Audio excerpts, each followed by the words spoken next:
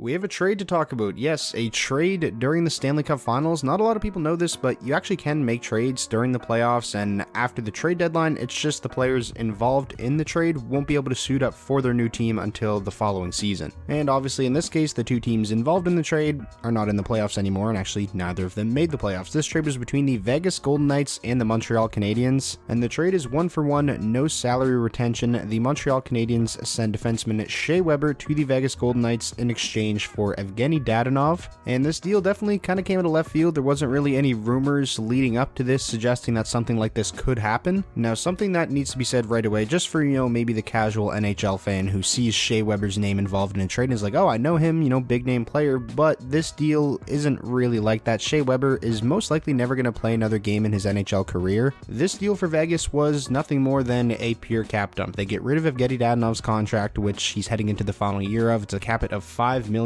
so they get rid of that and they bring on Shea Weber's contract, which is more than Dadonov's. However, it's going to be placed on the long-term injured reserve, so it's not actually going to count against Vegas's cap. Now, the initial reactions that I seen from a lot of people on Twitter when this trade came out was, why are the Montreal Canadiens helping Vegas? Because that is kind of what they're doing here. They're helping Vegas, free up some cap space, but it's not like Montreal's just doing it for fun, doing it for no reason. Evgenii Dadonov is a good player. They're getting a good player in this deal. He just scored 20 goals this past season, heading into the final year of his contract. This is a piece that Montreal is going to be able to use as a trade chip at the upcoming trade deadline. Maybe Evgenii Dadonov has, a good first half of the season next year with the Montreal Canadiens, and they retain half of his salary in a deal, and maybe that could fetch them like a second or third round pick or something like that. In my opinion, that's just good asset management by the Montreal Canadiens. You're getting something in return for nothing, for a player that was never going to play a game again and was just going to sit on the LTIR. So that's really it. This is definitely a really short video, but there's not really a whole lot to dive into when it comes to breaking down this trade. It's a cap dump for Vegas, and it's Montreal getting an asset for a player that was never going to play for them again. Both teams got something out of this, so in my opinion, it's a win for both sides. I'm interested to hear what you guys have to say about this deal. If you have any thoughts, be sure to leave them down below in the comment section. I'm always interested to hear what you guys have to say. If you enjoyed this short video breaking down the deal, be sure to leave it a like. That is the best way to show your support. And most importantly, if this was your first time checking out the channel and you want more NHL content just like this, be sure to hit that subscribe button, and I'll talk to you all soon.